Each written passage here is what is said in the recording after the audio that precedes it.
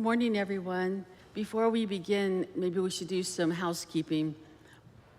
You should have a laminated card in front of you that normally you would just keep on your cushion, not put it on the floor if you can, because it's sacred.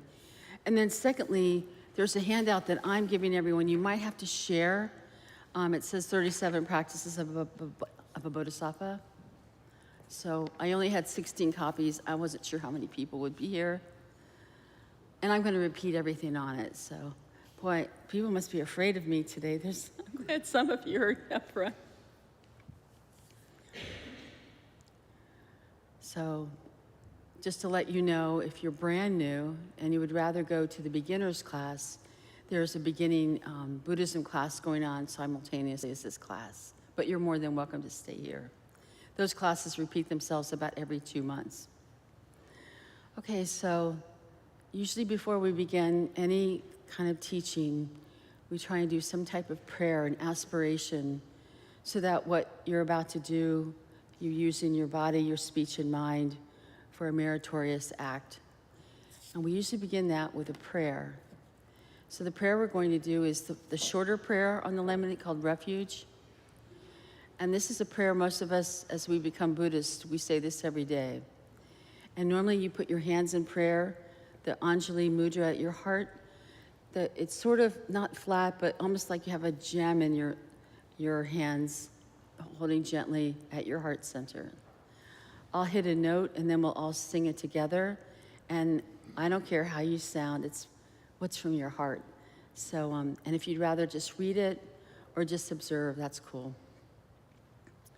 Om Sanjay Chodan Soki Chonam La Janchu Bardu Dani Kyatsuji Daki Jinsok Kipe Sonam Gi Drola Benchir Sanjay Dubar Shok, again.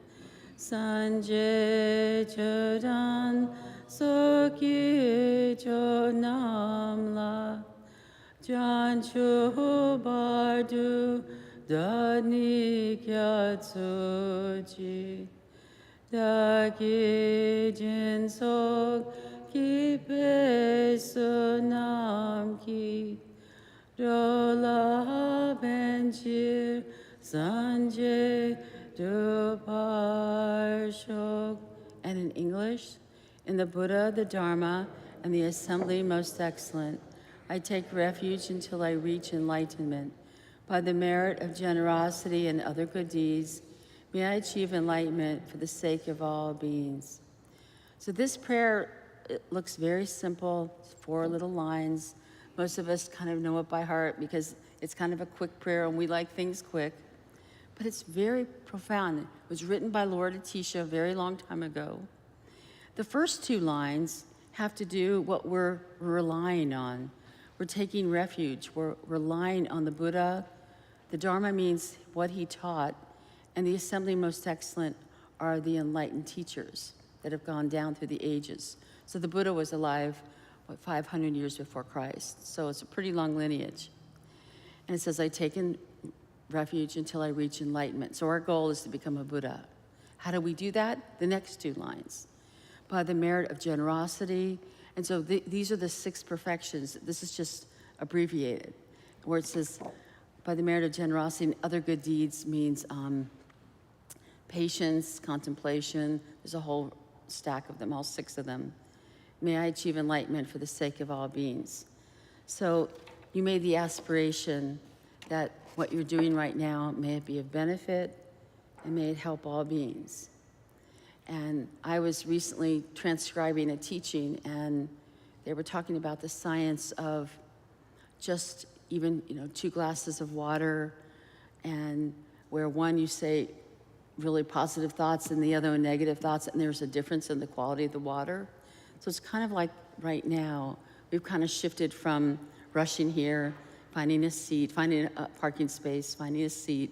Oh, do I have to go to the bathroom? Maybe not. Oh, and if you have to go to the bathroom, step out, that's fine.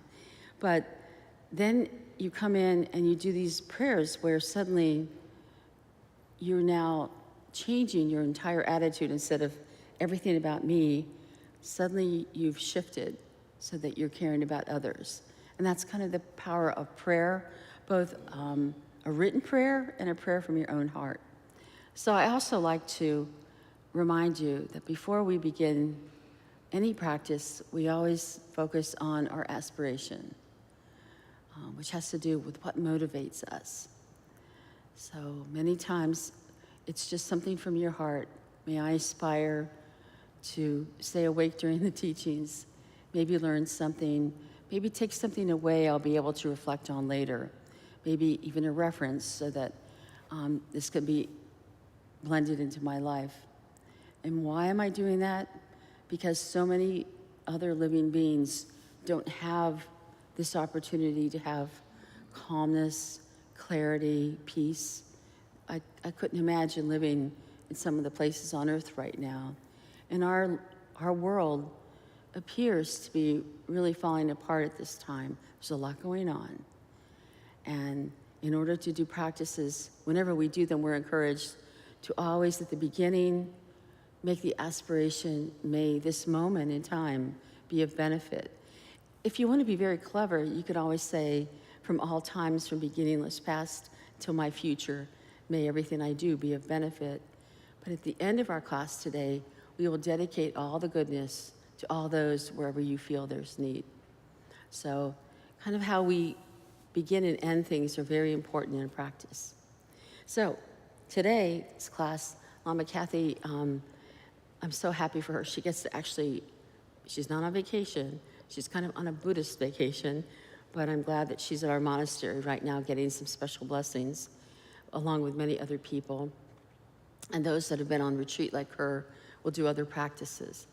So she asked me to teach, and I'm like, no, I don't like to teach because I think it's really an important thing. But then I always remember, I never teach. I just sort of read books or refer you to different things. So the handout I gave you, did most of you, it's about, many of you get this? You want to hold them up?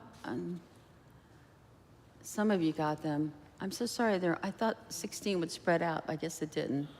But don't worry, I'm going to read everything. What I'm teaching on today, or what I'm reading, I'm not really teaching, is a wonderful practice called the 37 Practices of a Bodhisattva. I know that's long. The entire point of this practice is to motivate us. So our goal is to become an awakened Buddha someday. From our meditations that we do to calm our mind, practices we do to develop compassion and loving kindness. And we do many different visualization practices. All of these are to start rooting out whatever neuroses is in the way of our realizing our true nature, which is awakening. And there's different stages and different styles. And one stage and style of Buddhism that our center really embraces is Mahayana Buddhism. And this is where the Buddha taught emptiness, but he also taught learning how to be compassionate. And it's not something where you can just say, okay, cool, I'm going to read these prayers and now I'm compassionate. I know for me that certainly doesn't work. So over the centuries, particularly the Tibetans really took this to heart. And many of them started composing texts. And they were not necessarily super profound things, but they were really practical about everyday situations and how to use that towards living a virtuous life. And so I think when we start reading this, you'll understand what I mean. And so there are many. Lama Cathy teaches a great, how her specialty is from the text, The Great Path of Awakening by Jamon Kongtrul. And that focuses on the sending and receiving practice. Sending our love and our virtues and our strength and taking on others' suffering. And if any of you remember my class that was about 3.5, 4 months ago, I talked a lot about that all living beings, all of you have been my parents in the past. You've all been my mothers, my teachers, my spouses, whatever. And so this is sort of a continuation of this, and I will be doing this book for probably maybe 6 or 7 meetings. So there's several versions of this, and if you're interested, I'm giving Don, thank you Don for all your work, our AV guy, I'm giving him all the references, but I'll just mention them. So these books, this book is out of print, but it's not. If you go to an app called Dharma eBooks, it's right there. And this is written by, all of these are written by the same person who was alive in the 13th century in Tibet. His name is Ngolchu Tome, and he had a most unusual childhood. I don't know if he freaked his parents out, but if he was my kid, I would have been freaked out. It was famous stories like this. His mother dresses him to go outside in the winter, and he comes back in naked. And she's like, where are your clothes? Because in Tibet, they don't like have Kmarts then. Who knows what they have now. And you know, these are nomads. Where are your clothes? And he said, oh, there were some ants over there that had died that are frozen, so I just put it on top of them to bring him back to life. And other times, he would take his clothes off to wrap trees because they looked too cold.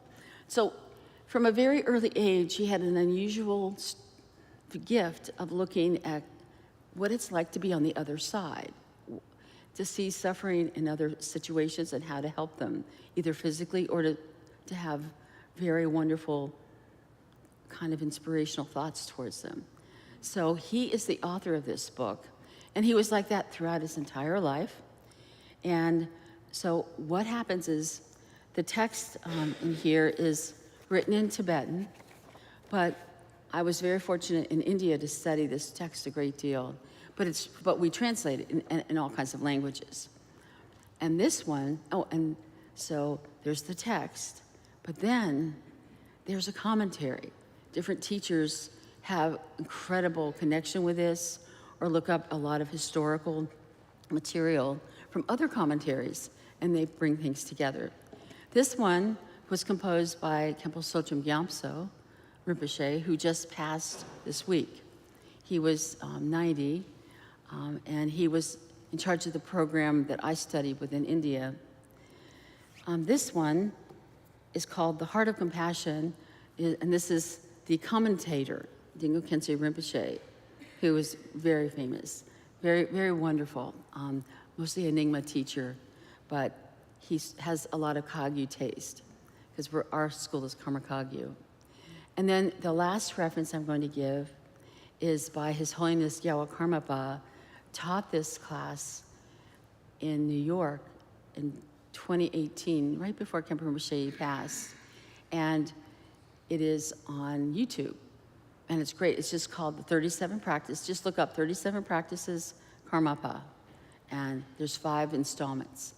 And the translator is a brilliant, gifted translator, Lama Yeshe Gamso. So it doesn't get much better than the Karmapa teaching and Yeshe translating. So so the handout today is just the root text, and maybe we'll get to 6 of the practices. And I'm going to do some of the readings, and a lot of them will be from the Karmapa's teaching. They were very concise, but really got to the heart. Now I'm going to say one thing about this practice. It sounds kind of weird, telling you, leave your home, live in solitude, watch out who you hang out with, things like that. But we're not really telling you, so looks like on the outer bubble, that's how it looks. But really, there's always an inner teaching, and that's what we're going to talk about today. So, and I have a very informal class, so if anyone has any questions, there's a microphones that you can always go up to. Or you can put your hand up and I could repeat it for the microphone. So, are you guys ready to go? All right. So, let's begin. The book has